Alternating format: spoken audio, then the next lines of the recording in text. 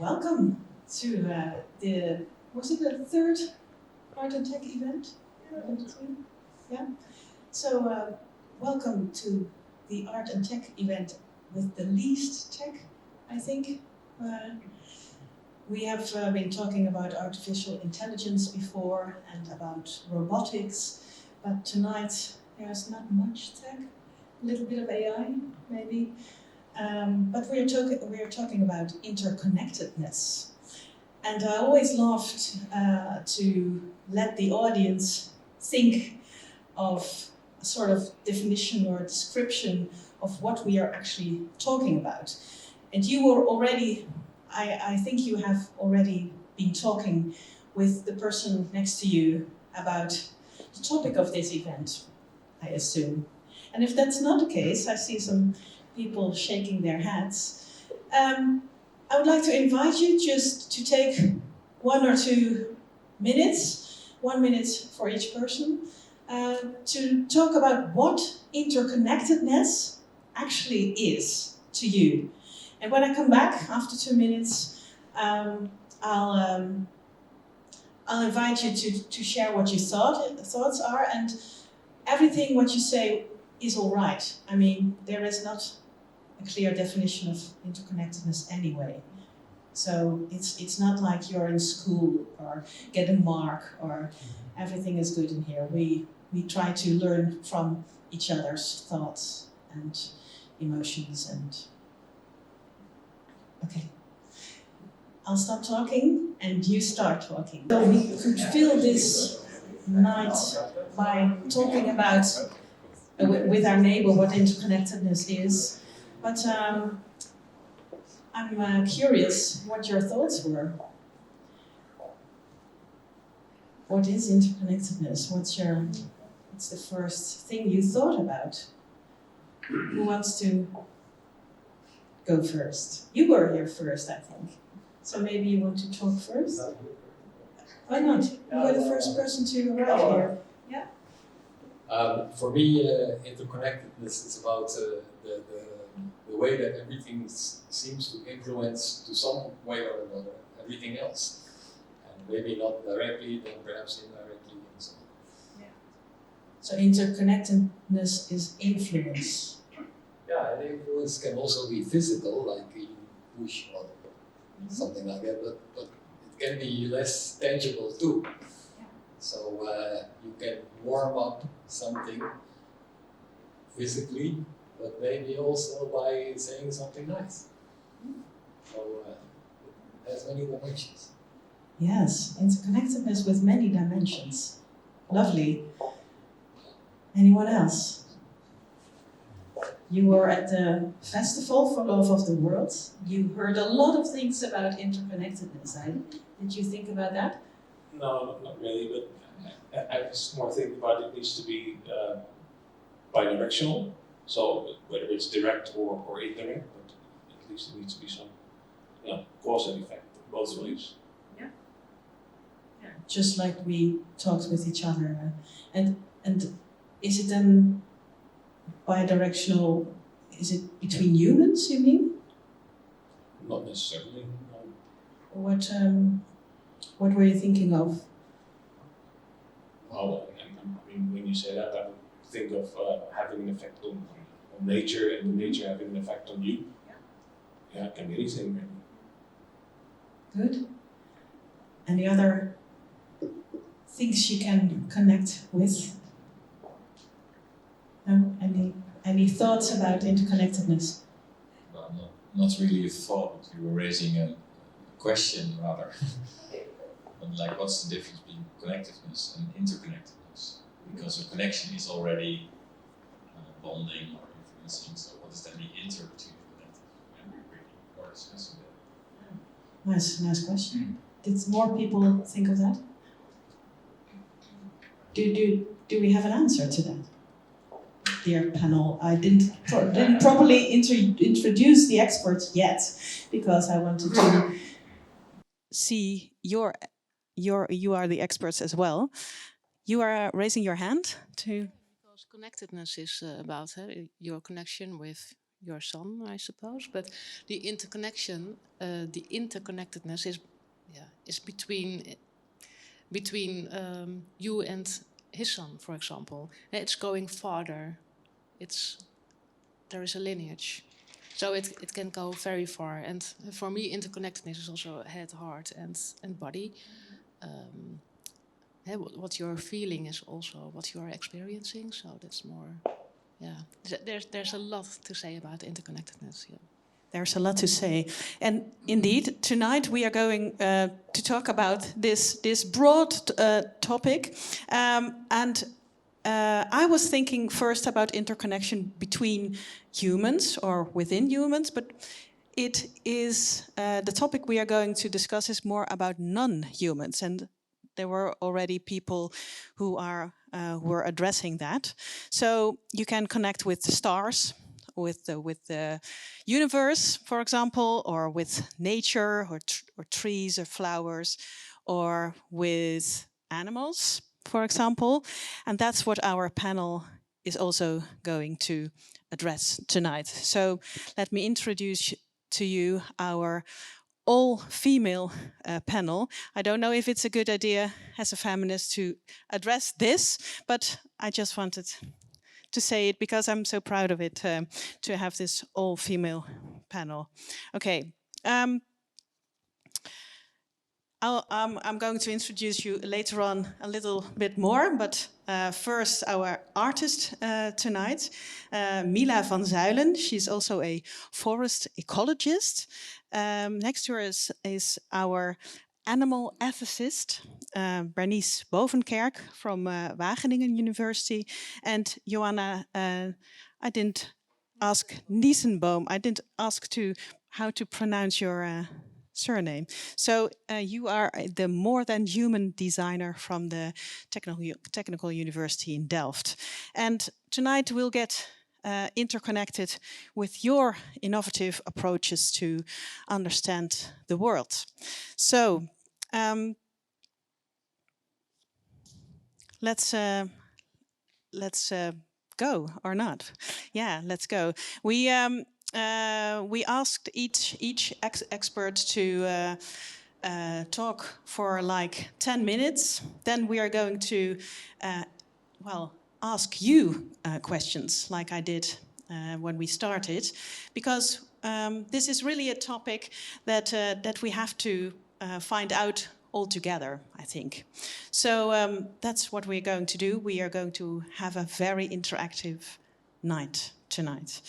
So our first expert describes herself both as a visual artist and a forest ecologist in training.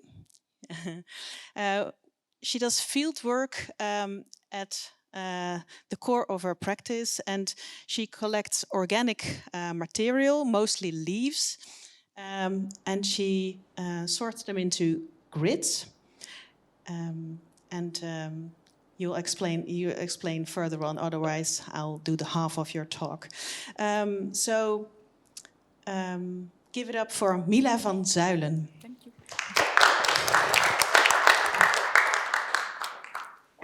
Ja, super.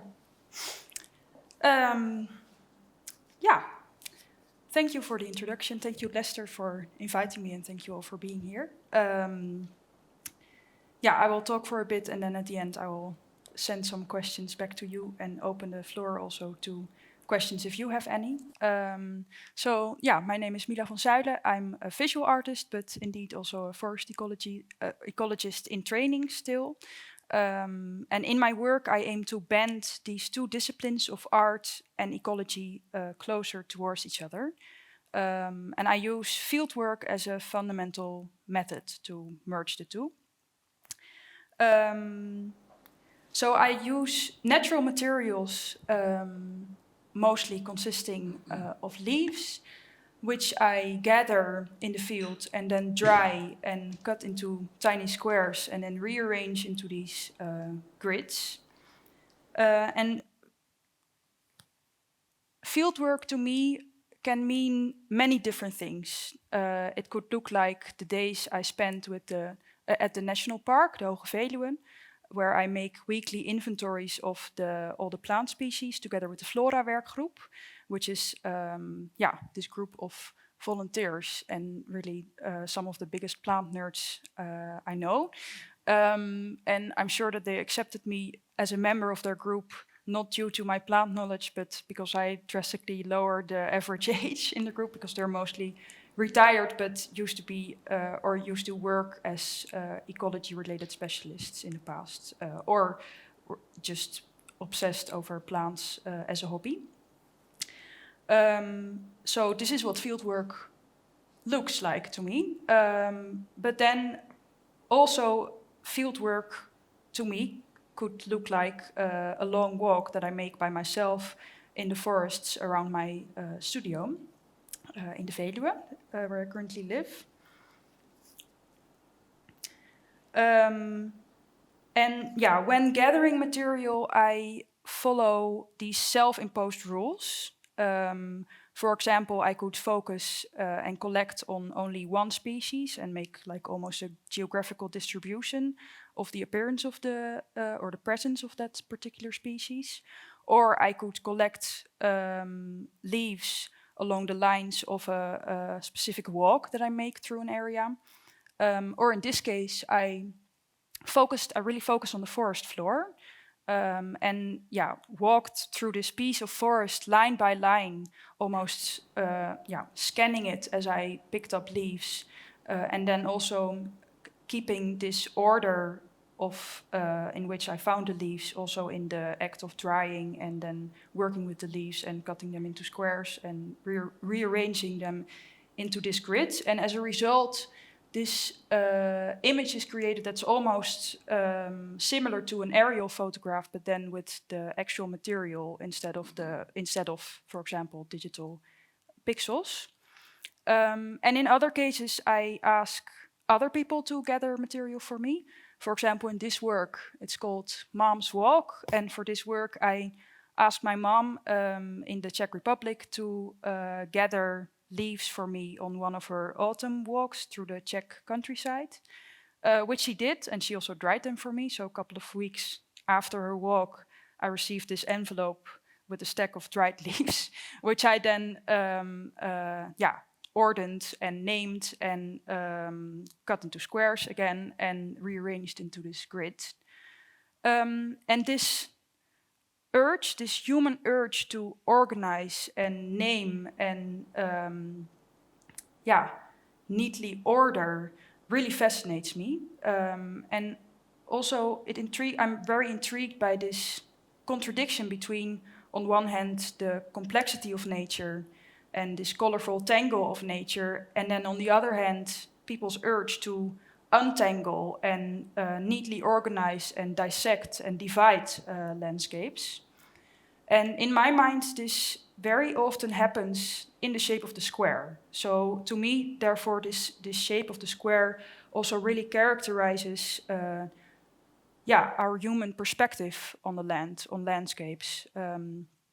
And while saying that, I don't necessarily separate the human presence from nature, but it is a form through which we try to understand and grasp this notion of nature.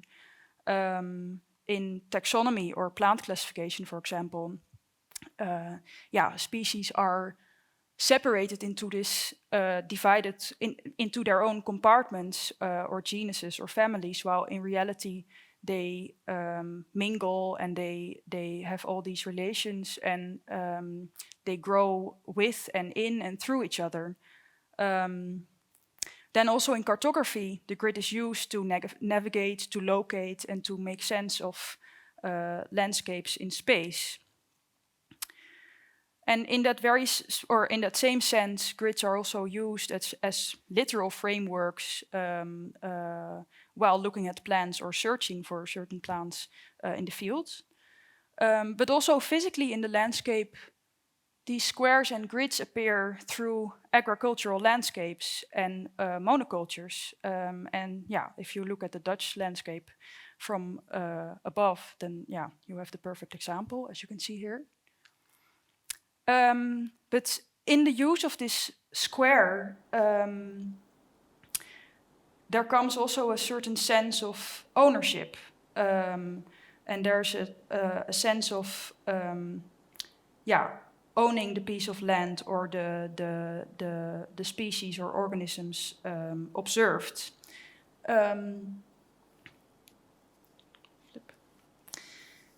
And they also come with this power play, imposing a very human order over the landscape and its inhabitants, and often disregarding the present organic shapes. And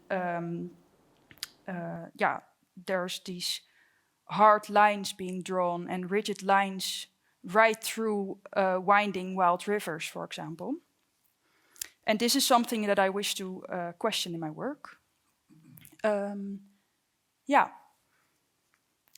And then with that, I wanted to start asking some questions. So something that I question a lot in my work and in my process is how could these straight lines, these rigid lines of the square, how could they interact more gently with the organic shapes that we find in trees, for example, or in plants? And also speaking to you, like as artists and or scientists, how through what frameworks do we look at the landscape? Through what frameworks do we use or work with materials from the landscape? And what role could these very human-centric shapes play in a future that's more Earth-centric and focuses a bit more on interconnectedness, for example? With that question, I wanted to turn to you. If there, you can, wanted to ask if anyone wants to share or react with thoughts or maybe new questions. Thank you.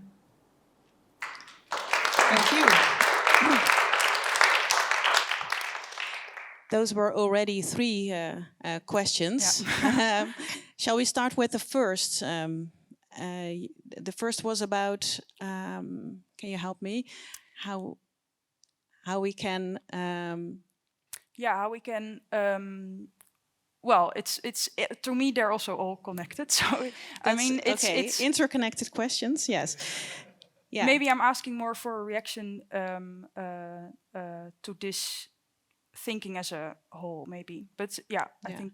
Yeah, the first question was about the paradox of nature being complex and organic versus the human need for order and squares. Yeah. So how? How do these two sort of interact? And when we think of nature as complex, is that simply our perspective of how does that work? You of course, Bernice. Why not? So I have associations. You have a mic also. Yeah. So because you were talking about monocultures and your images showed very well that it's all very rigid, the way that we sort of subject nature to our will for efficiency. But in the end, it really comes back to bite us, because monocultures, I think, as we all know, are very impoverished landscapes. Impoverished landscapes or ecosystems are often ill. They make all the creatures that live there, animals, for example, ill as well. And that reflects on us. And so when you were asking us about interconnectedness, my first thought was the concept of One Health, which is about the interconnectedness of human, animal, and natural or ecosystem health. Mm-hmm. Yeah. And so if we change something in one of those, that has an effect on the other two as well. Yeah, interesting. So if you want to change the borders of a landscape, for example, it will influences the health of people and animals as well, you say. Anyone else? I'm thinking that the shape of a square is like a trial of human beings to actually organize things, because it's like the easiest shape when I imagine when I want to organize something, it's like easier to do like this. So I think that's what it's coming from, and that's why in real nature it's not that easy to find it, because nature is not about organizing it by the way it looks, but by the way it works. So this is something I just thought about, so decided. Interesting thoughts. Are there any ideas how to take into account the natural shapes of the landscape in a better way? Or better, in not a squarey way? Yeah, I think that's really, I think, also in history you see these shapes sort of interacting back and forth. I know of the story somewhere in the Netherlands, I don't know where exactly, but there used to be also this winding river, and then they placed this grid on top of it, and decided like, okay, now there's suddenly a very straight border running right through this like wonky river. And then as the years went by, they I think for paperwork reasons, I don't know specifically, but they ended up deciding to change the border to go with the curves of the river. And then again, years later, they for efficiency, they decided to make the river straight. So in that example, you have like a straight river, but a border that started to like wave. And I'm not sure what the status of that situation is now. But yeah, this going back and forth between following nature's lines and imposing our own straight borders. I think it's fascinating. Yeah. Any other people? I almost wanted to ask a question. You go first. I just wanted to throw a thought in that a lot of this comes from maps, maybe. And if I think of the boundaries in the UK, which were mostly, they came about before there were maps, they're really squiggly, they're all over the place. And it's really the places that got made after we got used to maps and this God's eye view where we've started to do the straight lines. But there's still those really beautiful bits where you have straight lines on three sides and then there's a river there. So you have to do something else and you have to adapt to the landscape. So I think actually the squares don't live in landscapes. The squares live on maps. And we try and transplant them onto landscapes, and sometimes it doesn't work and the land pushes back, and that's really nice. Yeah, I think that's a wonderful truth. And also, I think that's also what we see happening with the monocultures that we have been forcing, that we also slowly are coming to a conclusion, like this might not work for a very long time. So it's, definitely from the ground up, it starts to change. Well, I think for me it's also like we humans used a language, and a language is already like, we saw it even tonight, that we started by defining what we were talking about, and so every word, it has already like a definition, so you can't like get to full complexity when you have to express it in words, I think. So that's also when I walk in nature, for example, it's so hard to like tell what you see and what is all there, because you can't tell it, because you can't express it all in words. And that's, I think, what's really nice about, like, for example, First Nations in Canada or something, that they had like so many different languages and they had all like very different words for like a lot of different things, and that actually like we try to like use English, for example, now, and like that's getting like the most used language, and also for like saying what species something is, and you all put it in the boxes of the language instead of like seeing what it is. And how would you connect or interconnect with nature then? Yeah, I find it hard because I grew up in this life and I had like a scientific background as well. So for me, it's really now to going back and like feeling and trying to experience it again. Because I studied biology, so I'm also like, I studied biology as well, and I work now as an artist as well. So, but then, for me, it feels like I've been always looking at it from the scientific perspective in a way, and like I'm trying to get rid of that a bit now. But. Any thoughts about how to communicate with nature without talking English? Well, I was going to say, connected with yours, is that this propensity towards the squares and the borders and everything is from a particular kind of worldview or scientific way of thinking. it seems to a lot of the time be based on control and prediction, and then now, especially now, seems like optimization and efficiency. And I too am trying to undo undo that upbringing, but it's a particular upbringing. It's not the whole world or all the ways of being human. There's lots of rich history that we can draw on. For example, do you have any idea for all of us maybe how to connect in a better way? Yeah, instead of maybe jumping onto, I'm worried sometimes about how we are like, oh, indigenous wisdoms without being very specific. So I'll just say my own experience is that I've just also been going for walks and trying to like get to know that tree in my backyard, and not trees, not trees in general, or trees like, in the forest. Like, I have 2 trees in my backyard and there's 2 pigeons that live in one tree, and like those trees, those specific ones. Yeah. So I try to hang out with them. Yeah. Yeah, good. Nice thoughts.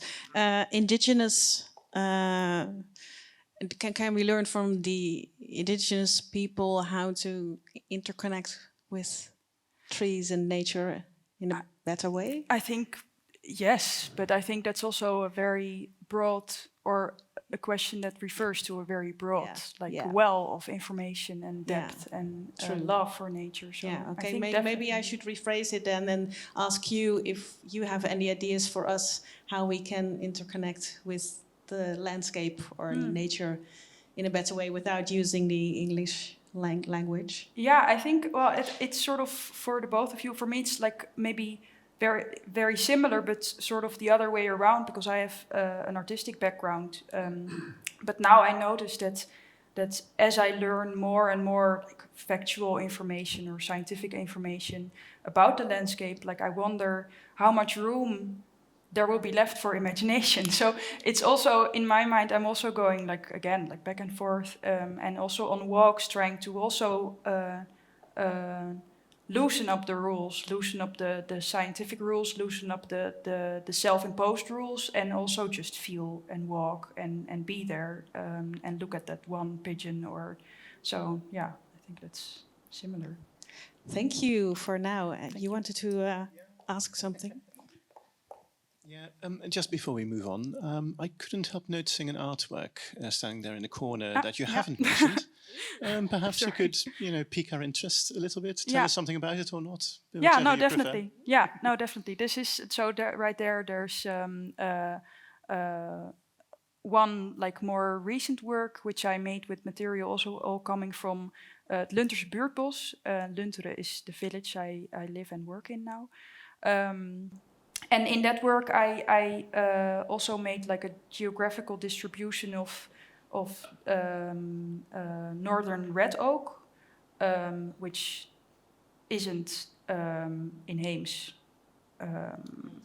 native at all, but the Lunterse buurtbos is filled with northern red oak and birch. So I also worked with birch bark there, so it has a slightly different feel than the leaves. So yeah. Thank you. We are going to have a look at it afterwards or during our little break later on. So thank you for now, Mila, and we'll come back to you after our third speaker. Great, thank you. And feel free to react on the other speakers as well. Yeah, I will. Thank you. Thanks.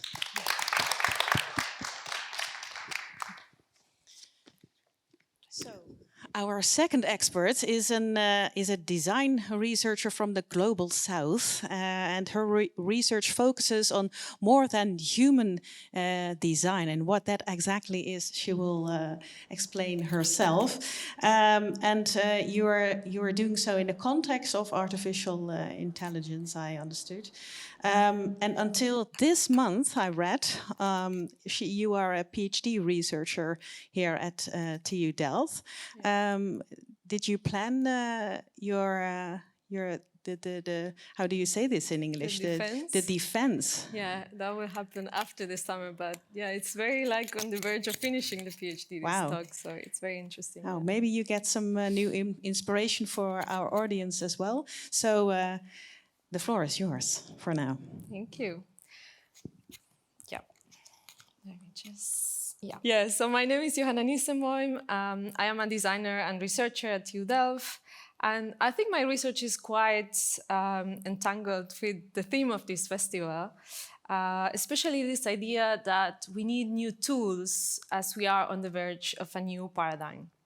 And my research is about how this paradigm plays out in design, in the field of design, as designers are kind of acknowledging that to solve human problems, we need to understand how humans are always entangled with other species and the environment.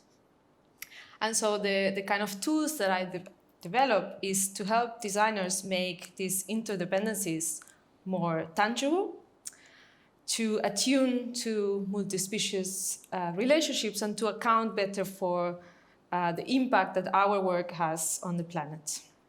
So my ultimate goal is to enable designers to imagine, to envision a future that is both sustainable and inclusive. So first, I'll tell you a bit about myself, because my background is in design and technology, but I work in a kind of tradition of design that is not about solving problems or making things more functional, but about opening up debates. And as I work today in Europe, I actually grew up in Argentina, in South America, and that's a very interesting place today for technology, because it's where technology actually starts today. It's where the materials are taken from the earth to make all the devices that we have today. Argentina is one of the largest salt lake lithium reserves. And this is a valuable resource to manufacture the batteries of mobile phones, wind turbines, electric cars, solar panels, and any kind of computer. And this, for me, really shows how entangled the world is today. This is a map that is called the anatomy of an AI. And it's showing all the materials and resources that are needed to make an Amazon Echo device, this one that speaks to you as Alexa. So for me, it's very interesting to see how the world got more interconnected, because when I started to learn design, when I was trained as a designer, the challenges were much more simple. I had to design tables and chairs, and the challenges there were to make things more comfortable, more interesting to use, more beautiful. But nowadays, the products we design are complex networks, complex systems. So each small moment of convenience, being playing a song on our phones or asking a question to ChatGPT, it's fueled by extraction of materials, non-renewable materials, labor, data, and this goes across networks of mining, logistics, distribution, prediction, optimization. The scale and scope of these systems is almost beyond human imagining. So in the past decade, indeed, the challenges faced by designers and many other disciplines, I think, have shifted. And as we grapple with an environmental crisis, it has become essential for designers to critically examine how our practices are actually complicit to many of these things that are happening today. And as technologies like artificial intelligence become more integral to our lives, designers must grapple with ethical issues. They need to consider data privacy, algorithmic biases, and the potential of AI to perpetuate or even exacerbate existing social inequalities. Moreover, designers face the challenge of understanding how technology redefines what it means to be human today. Because as we shape technology, we are also shaping the planet. And as we are shaping the planet, we are also transforming and reshaping ourselves. And this is important because while designers have been trying to solve today's challenges by focusing on human needs and values, and I think by trying to organize and order everything, indeed, as humans, we have failed to account many times for how the solutions that we found actually decenter other perspectives.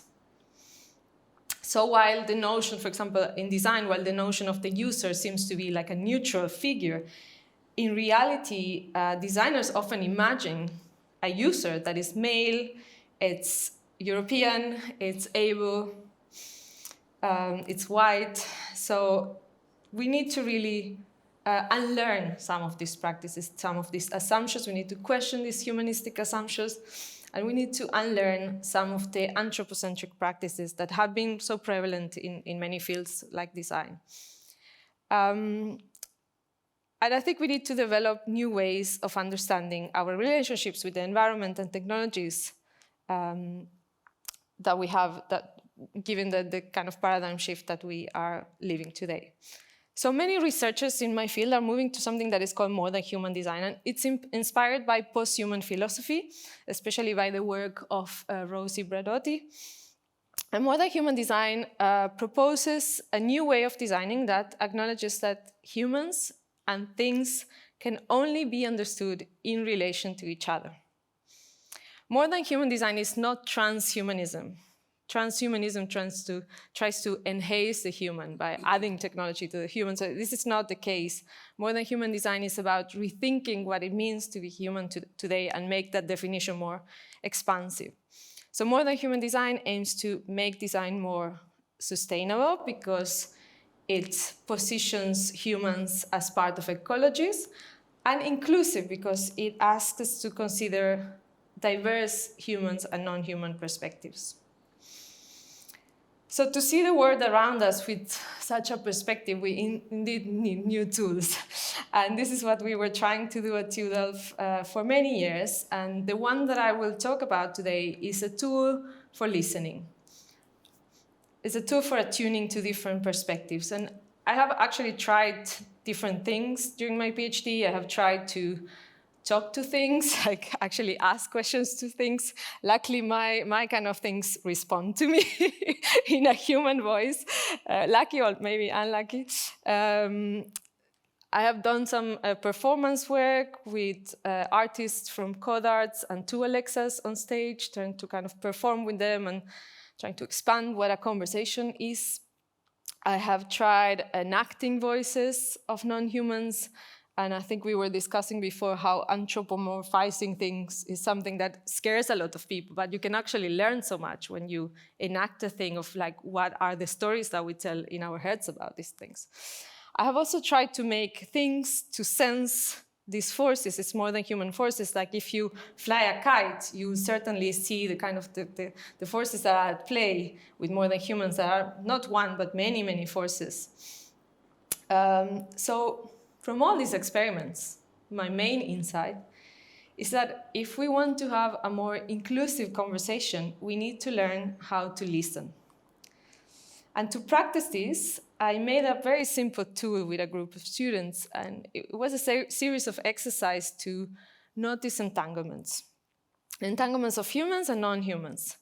And we have made that tool for ourselves, actually, but because it was so useful to us, and I thought it was kind of cool, we wanted to share with others, and so we put it online, and this is what I wanted to show you today. So the tool is inspired or based on a more than human design method that is called noticing. It actually comes from anthropology, from the anthropologist Anna Tsing, and she says that living in a time of planetary catastrophe begins with a practice at once humble and difficult, noticing the world around us. So it's quite, simple, but also quite radical. And in this case, the tool that we created was inspired by two other artist researchers. So one is the composer John Cage, and his work is about silence as an opportunity for listening to sounds of the environment. And the second one is from a Mexican sociologist, Rolando Vázquez, and his practice is about listening to the voices that have been silenced. So in our podcast exercise, these two ways of listening are intertwined. So sometimes, and I think it's the same when I go have a walk in a forest, like it's useful to listen to the whole thing and being part of the whole, but it's also very useful to have a more like an activist approach and try to look for the things that we have forgotten, we have omitted. So the exercise that this podcast has is like a series of 5 episodes that are exercises for people to decenter their perspective and start noticing different things. They move along from things to things within entanglements and from static things to movement. And today during the break, we will experience one of these episodes. And the whole aim of this exercise is to help people become more aware of the ecologies and entanglements around them. And I believe this is a small but essential step for moving towards more inclusive and sustainable futures. So, let's do it. Thank you. Thank you, Joanna. So, let's do that. We invite you to go to an area in this building, wherever you want. Maybe not the toilet, but I think it's here in the foyer. Yeah, exactly. It will be. You can stay here or over there, the foyer. It's a big room. The sound will be available everywhere. So please search for a place where you can focus and listen for about 3.5 minutes for yourself. So try not to talk, not to go to the bar for a drink yet. But after that, please go to the bar and get yourself something to drink and come back to share with us what the effect was of listening to this, I can call it a podcast, to this exercise. Audio Guide Part 4. Welcome to the 4th audio guide in this podcast series about noticing entanglements for designers. Previously, we looked at something in the landscape and its relation to its surroundings and to us. This time, we will engage in another exercise to notice entanglements that is focused on movements in landscape.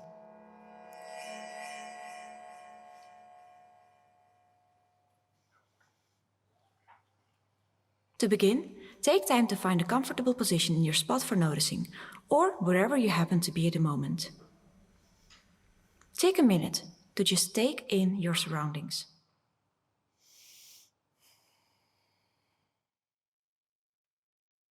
Try to take it in as it is, without attaching labels to what you see.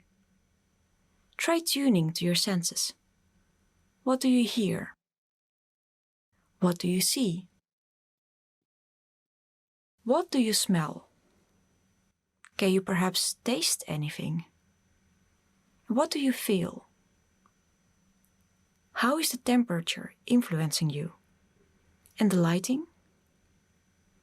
You can take off your headphones and feel the surroundings through your senses for a while. You can come back whenever you feel ready. Now that you have taken in your surroundings, try to notice what is moving. Are there falling leaves, birds, clouds, cars, or people? What can you find that is moving?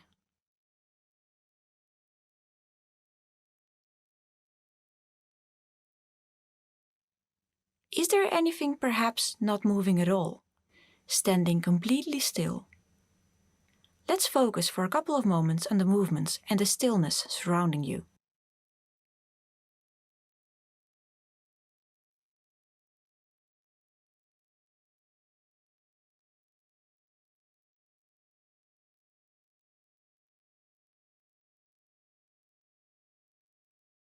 Now that you're aware of the movements around you, let's focus on one thing that is moving.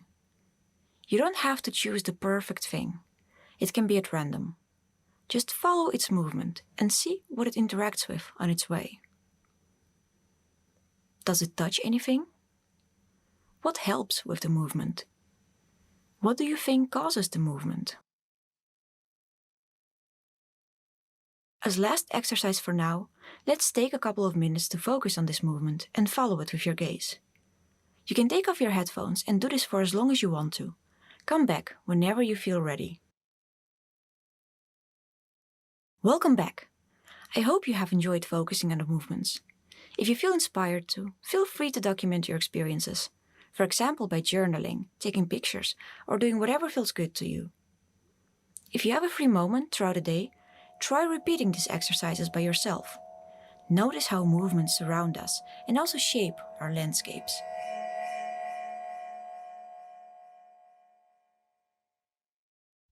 Welcome back. This 1.5 hours flies, as time always flies. But you all have a drink, and I hope you have some thoughts about this practice. Do you feel more like a designer, more aware of your environment? Did this practice do something for you? This practice was about noticing movement, wasn't it? What moved? Did something move at all? Where you were sitting, standing?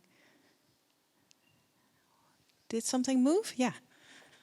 I've been noticing plants recently because I'm working with someone who's playing with plants and getting them to move very slowly. Plants inside hardly ever move. Outside, there's wind, there's all sorts of stuff. They get to do things. Inside, they're really static. And in that whole foyer, there was one plant that had one tendril that was moving in a breeze. And that was about it. The rest of them were still. Thank you. You actually noticed something. It was hard to notice something. Were there more movements? Yeah. I saw the movement on my leg because of the blood pressure. Good. I was also walking a little bit to notice you, but hopefully no one noticed that. Well, actually, I was also sitting in the foyer, and there was a lot of movement, but it was not visible because it's the air that's actually moving around and influencing all these things and also connecting. Yeah. But you probably heard the air moving or not? I could feel it as well on my skin with the cold and the heat and so there's actually more ways of seeing or being touched. It's not just the visual system. It's using your senses, indeed. Yeah, I was actually standing over there and hearing it. But did some other? Did it do something for you? Noticing? Maybe I should ask you.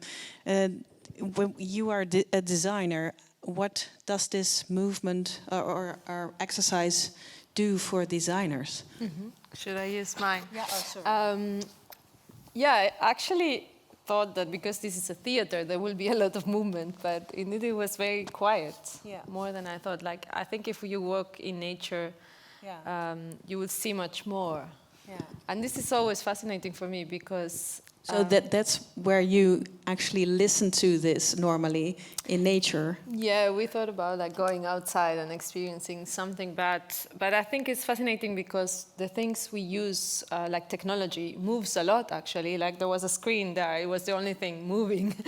But that kind of movement for some reason makes us very tired, while if you go in a forest and there are lots of things moving, but most of the people would say that relaxes them. So. Ah, that's interesting. Well, let's discuss later on how we can use this kind of how do you call them? This word with an M slipped away from my brain. Meditation. Thank you.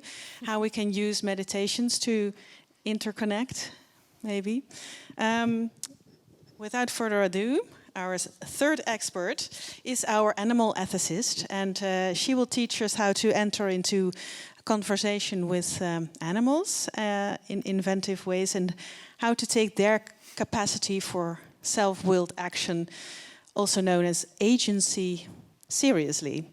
So she's associate professor of the social science group at Wageningen University. Give her a warm welcome, Bernice Bovenkerk. Welcome. Thank you. And also just, associating freely, I will be talking a little bit about senses, so this really connects to that. Yeah. If I don't talk about it, let me know, because I have very bad short-term memories. Just stick up your hand and say, you have to talk about senses. All right. All right, so yeah, I'm an animal ethicist, and in animal ethics there used to be traditionally this view of animals as sort of passive victims of our treatment, and that's how we were, well, thinking about animals and what we should do with them. But more recently, there has been a shift into thinking about animals as agents, and that's based, for example, on a lot of ethological and cognitive research that has been carried out recently that shows that animals are capable of a lot more than we used to always think. So when we talk about animal agency, we talk about the capacity to influence the world in through self-willed action based on intention. So the idea used to always be that only humans had intentions because we have second-order thoughts, so we can think about our own thoughts, and it was thought, especially by philosophers, that that's necessary to be able to have intentions. But animals, lots of animals, I think all animals have intentions. Just simply, if an animal sees a bit of food and is hungry, moves towards the food, that's already an intention to consume that food. And so we shouldn't necessarily think about intentions or agency as necessarily a human-centered way of experiencing these. And realizing that human or that non-human animals have agency in their own right also means that we should no longer assume that we know best. They have a perspective on their own lives, right? And in order to find out what that perspective is, we indeed need to, well, enter into a conversation with them if we can, and see what's coming from them and what they express through their agency. So interspecies communication is possible according to animal ethicists these days. And then I'm, for example, referring to my colleague Eva Meijer. Some of you might know her. She has written a book about animal languages. But I'm also working together with this lady called Leonie Kornips, who is a linguist. And she has just recently, in the last 5 years, she read the book by Eva Meijer about animal languages. And then she decided to completely turn her attention to studying animal languages. And she spent lots of time with cows, for example, so with chicken, and also now with cats, and really figured out what they are saying to each other. And it leads to very interesting observations. We were talking a bit about it before. For example, we tend to think that cows don't actually talk to each other, that they don't communicate with each other, but they're just much slower. Their response rate is much slower, so we don't notice it. So one cow will say something, and then another cow will respond 2 minutes later. And for us, those are two separate sort of expressions, but they're actually responding to each other. And this linguist knows that because there is this difference in response time between different people with different nationalities. So Swedes, for example, are much slower to respond to each other than Italians. And so she actually uses her linguistic lens of doing research on animals. And that's possible because now we're thinking of animals as agents. We're assuming that they have intentions, that their actions actually have meaning. And that means also that we need to practice what we call epistemic humility. And so, like I just said, we should no longer think that we know best. That doesn't mean that we can never find out what goes on in animals' minds, but it just means that we need to listen to what they have to tell us about it. Yeah, sorry, I can't read that. I don't have my glasses, so we need to be modest in the way we explain animal behavior. So sometimes, you know, we can explain too much of it, then we're accused of being anthropomorphizing, or too little of it, and then we're accused of being or of committing anthropodenial. So that's a term that was coined by Frans de Waal, who recently passed away, unfortunately. And so he said, anthropomorphism is not really the real threat that we're facing. Animal scientists used to always think we shouldn't anthropomorphize. That was like the ultimate sin. So attributing human characteristics to animals. And he said, well, it's not really about attributing human characteristics. It's about looking for characteristics that we have in common. They're not human characteristics, they're common characteristics. And actually denying that animals have these characteristics leads to what he called anthropodenial. And And scientists often also tend to explain animal behavior completely in evolutionary terms.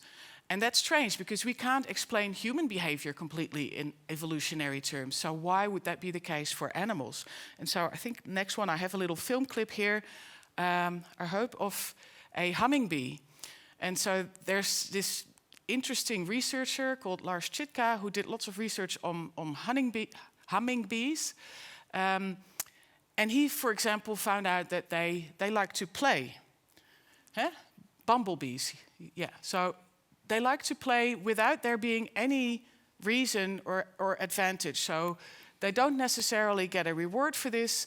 They just tend to enjoy rolling these balls around. Interestingly as well, the juveniles and the males play a lot more than the females. The females don't have time for play, just like in human society. So, yeah, and now a close-up, indeed. And it's hard to imagine, but it seems to be enjoying itself, or he seems to be enjoying himself, probably. And there's no reason for doing this. And actually, you find this type of behavior all over the animal kingdom. And so, play behavior, and often evolutionary biologists tend to think, well, play behavior is just, trying to practice for when they become adults. But they tend to do. Many animals tend to still play when they're adults, and also do it when it doesn't seem to have any function at all. So, what Lars Chitka did was quite interesting. So we tend to, maybe a lot of people tend to agree that maybe a dog has agency or a cat. We can tell that when we have those companion animals, we can tell that they want something. So my cat, he makes it very clear when he wants to go outside or when he wants food or something. But with insects or fish, for example, we tend to think that they don't have this kind of agency. So that's why I have two examples here of animals with interesting capacities. Bumblebees and cleaner fish. So the bumblebees, what Lars Chitka did is he had a little tray or a saucer with some juice in it, and that attracts bumblebees. But he put a glass plate over it and attached a string to the little plate. And he looked what happened if he released a bumblebee. Well, the bumblebee would sort of fly around and try a little bit, and after a while realized that he had to pull on the string to get to the juice. And then what he also found out is that if other bumblebees are looking on when that happens, they know straight away, when they get released in that area, they know straight away to go and pull at that string. But even more interestingly, other members of the colony who had never even seen this experiment, they knew straight away as well. So they had told each other about it. And that's what Lars Chitka at least equates to culture. So it's just the culture of that specific colony. Other colonies wouldn't know this and they wouldn't pass on that information. But it becomes even more interesting when he decided to cut the rope and then see what would happen. Well, the bumblebees would fly over the glass plate, realize that the rope was cut and not even try to pull on it. So without even having to try, they reasoned that when that rope is no longer attached, they can't get to that juice. And so that's a sort of reasoning capacity that we never thought was possible in insects.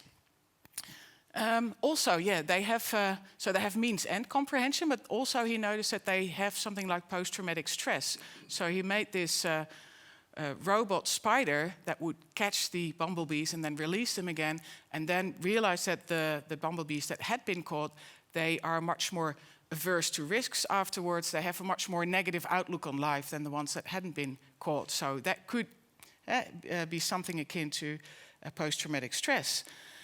And then this is quite recent research about cleaner fish. I don't know if you've read about this. It was in the media recently. So there is this common test that scientists have been carrying out to figure out which animals have self-awareness or self-consciousness, and that's the mirror self-recognition test. So they would put a dot on an animal's face when they were sleeping, for example, so that they didn't realize, and then later on put a mirror in front of that animal. And when they start going like that, then they realize it's them, right? They see themselves in the mirror. So this has been done for, many primates, for example. It didn't work on elephants until they realized they needed to get bigger mirrors. But it works on a lot of animals, dolphins as well. But now also cleaner fish, they do this. And they will also recognize themselves if you take pictures of them and you put a dot on the picture, then they will swim towards the picture and start rubbing on that picture. So really realize it's them. So I mentioned that I was going to say something about senses, right? If I still have time for that. So what we try to do as animal ethicists now is think about how we can establish more than human communities. And we already live in multi-species communities, of course. We are often not, we don't realize.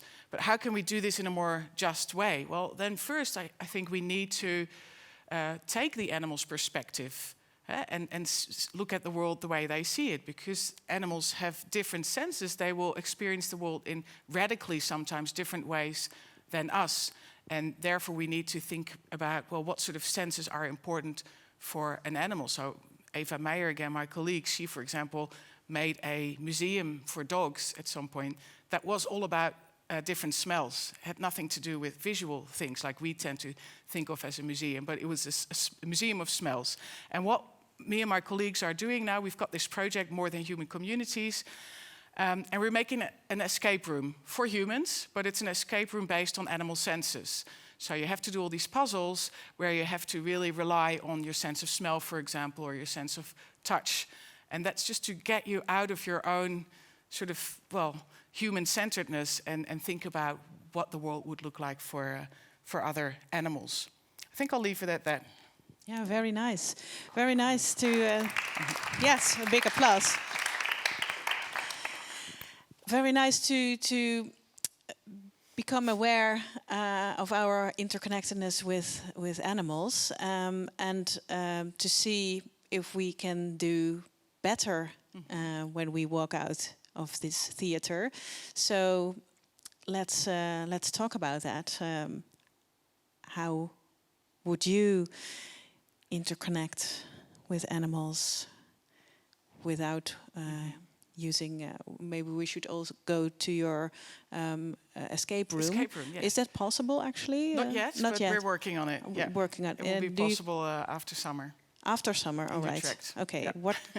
So then we can use our senses in a better way. What would you propose? I'm just also very interested in what you think about how we can achieve more than human communities. And so what I've been saying is we need to listen to animals, but we also need to experience the world the way they do. And I think just very simple things, but that are going to make a big difference for animals, is making our streets safer. And that could be very difficult, right? I mean, last weekend in my neighborhood, 2 cats were run over. It happens all the time. So how would you, for example, be able to use technology to warn cats that there's cars there, or to chase them off, or to send messages? And I'm also looking into AI, indeed.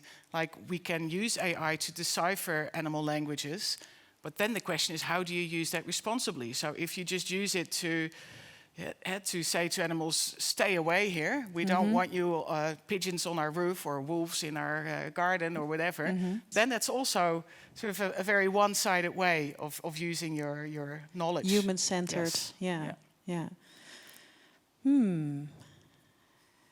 Any thoughts about that? Yes, of course. I was thinking also with your talk, when you asked the question, how can we attune to these non-humans?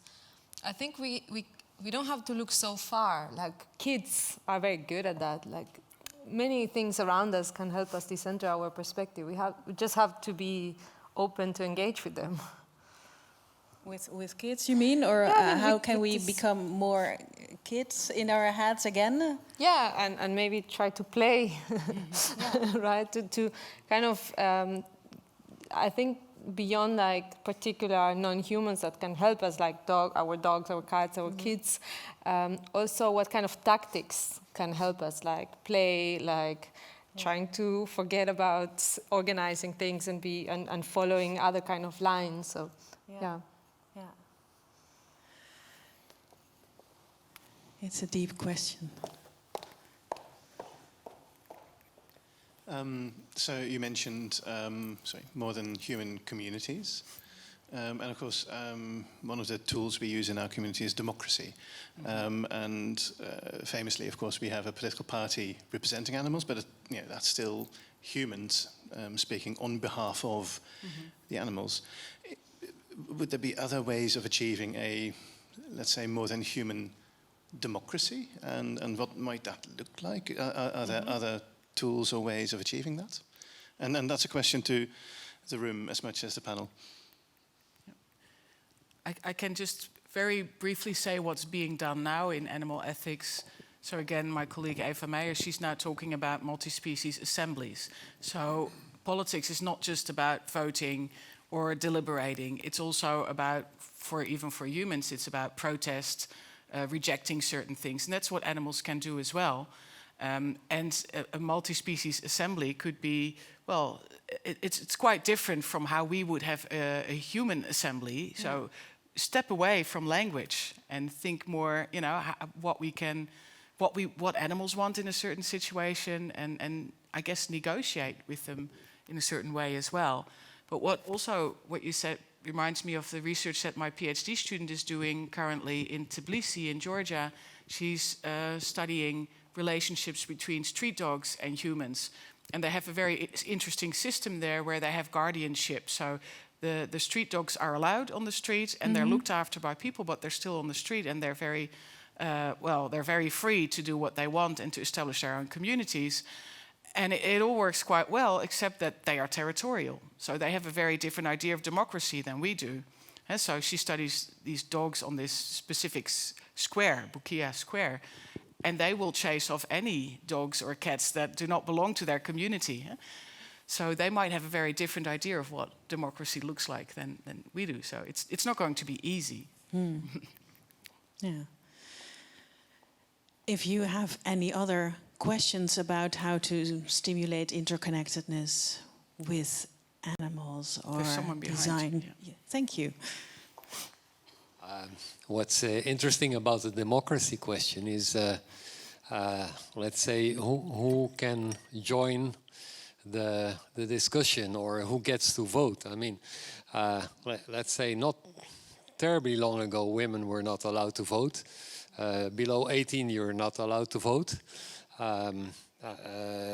People of color used to be not allowed to vote, and that all had to do with the power balance. And at this moment, let's say humans have a power domination over animals in most situations, and then I can't answer the question, but I think it will be very difficult to decide which animals get to vote. How can we include animals? So animals can't cast a vote, but they can vote with their feet. And that's what some human communities do as well. They vote with their feet by moving out of an area where they're not happy that there's going to be a factory or something like that, right? If they're able to move, yeah. Yeah, but there is a lot of work now on animal resistance. So there's lots of stories. It's anecdotal, but if you put them all together, it's a lot of stories about animals breaking out of zoos, for example, and really plotting and planning to do that. Not just waiting for a door to be left open, but planning together. If you distract the guard, then I will do this, and things like that. So there is already active resistance, but of course, if you're a chicken in an intensive farm, it's going to be very difficult because that whole farm is built to keep you inside and to not listen to you.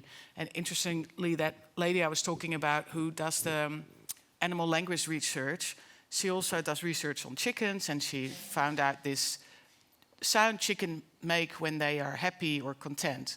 And when she plays it, we all recognize it, right? It's like that. And so what they're doing now is just going to those intensive farms and just recording the sounds. And you don't hear that sound. So it's very clear that they're not happy there. I mean, I don't think we really need proof, but some people still might want to have proof of that. And so that's one way of going about it. Yeah. Maybe they can play that sound from there. Yeah. And what are the consequences of when you realize that sound is not there? If you have that information, who would listen to that? Like, would a political party listen to that, or Well, there's a union for the animals now as well in the Netherlands. Yeah? So Marjolein de Rooij, she founded that, and she's one of the persons going into those farms and recording. So she's arguing similarly to what we had with laborers who didn't have rights at first or hardly had any rights, and they had to emancipate and get rights that they only worked 8 hours a day and that they got holidays and retirement. You can do the same for animals. If they've worked for you, then they also should get holidays. They should get a pension. They should get retirement. And so that's what they're arguing. It's a non-ideal situation still, of course, in their view. They still have to work. They still still not have free. to work. Yeah. And they don't consent to that necessarily, but it's a first step. Yeah. Interesting. I didn't know that. I'm looking for a way in how to connect all of your research about interconnectedness, because tonight we heard from 3 different perspectives how to interconnect with the world, the non-human world around us. Did you learn anything from each other, or do you have questions for each other? Like, well, I think indeed art is one way of going beyond that language barrier, right? So that you were talking about before, like we have to put everything in language, and we can hide, as humans, we hide behind language, especially philosophers. They can hide behind language very well. You have no idea what they're saying, and I sometimes wonder if they do. But art is just so immediate, right? You experience things more immediately. So yeah, and I like the paradoxical nature of your work, like I said before. Art uses more senses. You are nodding, Joanna. Do you plan to use art in the future as well? Well, I think my work is quite artistic in that sense as well. I also was very inspired by you saying that field work is this way of connecting different things. And I think one thread across our talks is also this question you had at the beginning. You said, what kind of frameworks can we use as scientists, as artists? And I think we come from different disciplines, but we have the same kind of epistemology, or we're advocating for something that is not the perhaps traditional scientific method that has been used, or maybe the humanist understanding of the world. Yeah, I definitely agree. I also got really inspired by both of your talks, and also listening to you, realizing that some observations that one can make during fieldwork, if you look at the visuality of things, that's everything can be language or messages or other organisms screaming something. What I instantly thought of was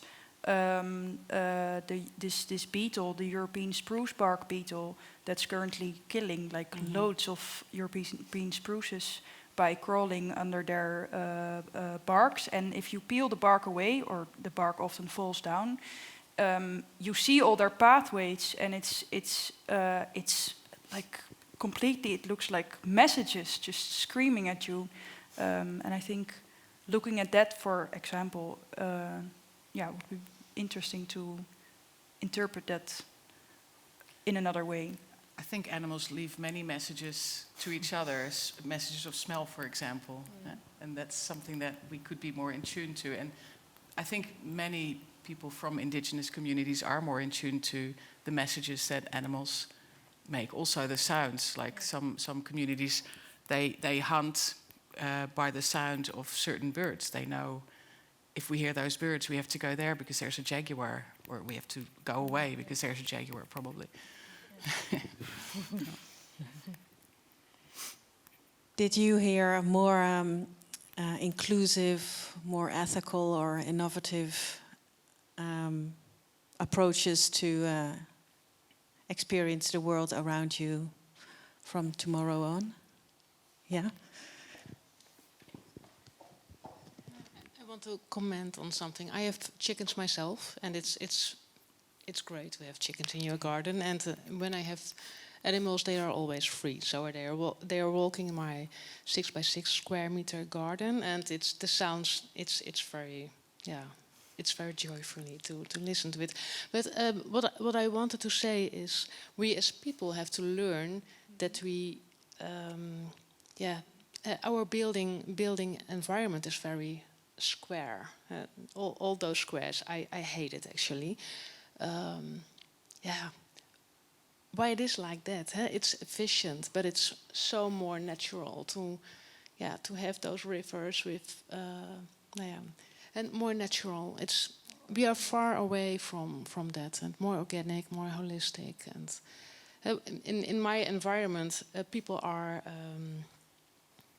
complaining about my green garden because it's very green. Pigeons are coming, and a lot of birds are coming. There are young birds at the moment, so feeding the young ones.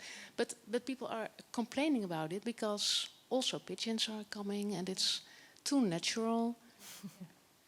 Too much nature in your area, in your city, It's such a pity because it's so beautiful. So you're going to be, or you are already an activist in your city. Yeah. In Delft. Good. This wasn't. This was a remark, not a question. Sorry. No. Thank you for that. Any more people with wild gardens who want to share or connect? Yeah. Something else. The earlier question about we also know the transition towns. Michael Reynolds with his other way of building, homes. It's beautiful. Gaudi. We have a lot of examples. We can do it different. Is that something you are looking to as well? The built environment instead of the forest? Yes. Sorry, I'm looking at you. Are you surprised about the squares in the built environment as well? I think it's hard not to make the correlation or the association. If you sometimes look also, at one point I was endlessly scrolling through satellite, like Google Maps satellite images in the US. And if you zoom in far enough, then you end up in this maze of squares. And it's really like you sort of digitally walk around and it's hard to not make the association with this like huge flats and blocks and stacks. So if that answers your question, I don't know. Yeah. There are squares everywhere. Actually. Yeah, and once you start noticing them, it's hard to stop. Like, okay. I see them everywhere now. Oh, not only in the forest and in the nature, but everywhere. All right. So let's loosen that up. No squares in your shoes. Very natural forms, like but I'm standing next to you because you are the organizer of this. He is, but both of you organized last month a festival for love of the world. This was also about interconnectedness, and I noticed I asked some of you who were there, and 2 people in the room were there, but maybe I missed some. Are there more people who were there? Oh, 4.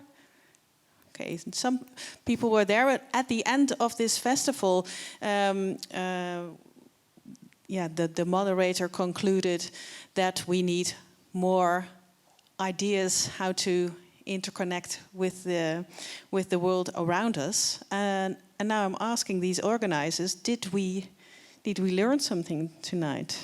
What did you learn? What is your takeaway? And then we go for drinks.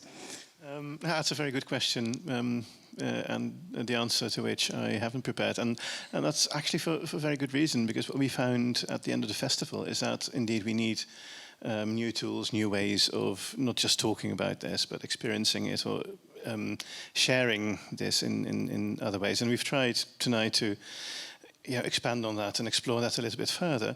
But without any expectation of giving you an answer, but just hoping to send you home with new or possibly even better questions, so that we can hopefully see you another time to explore other aspects of this. But don't come here for answers.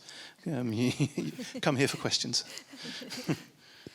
Okay, Leon, do you want to react on that? as a real philosopher? Well, the word was mentioned 2 times today, and that was the word of paradigm, a new paradigm. And I think it's really very interesting to see how what it was developed tonight and during the Flow of the World Festival is what are the, let's say, the principles for this new paradigm to really also convince the scientific community that there's also a scientific base for this kind of thinking. So that's I think that's very quite interesting to think about. Yeah. Thanks. And before we send you home, send you for drinks, because we didn't even start talking with each other about this. Do we have another date for another related event to this, or an art and tech event, or? Let's have a look. Yay! I didn't prepare this, honestly. What do you want to invite people to? Okay, so there are some upcoming events, but one that's a little bit further ahead will be the next philosophical cafe here in De Veste. That's not on this slide yet, and I don't know the date off by heart.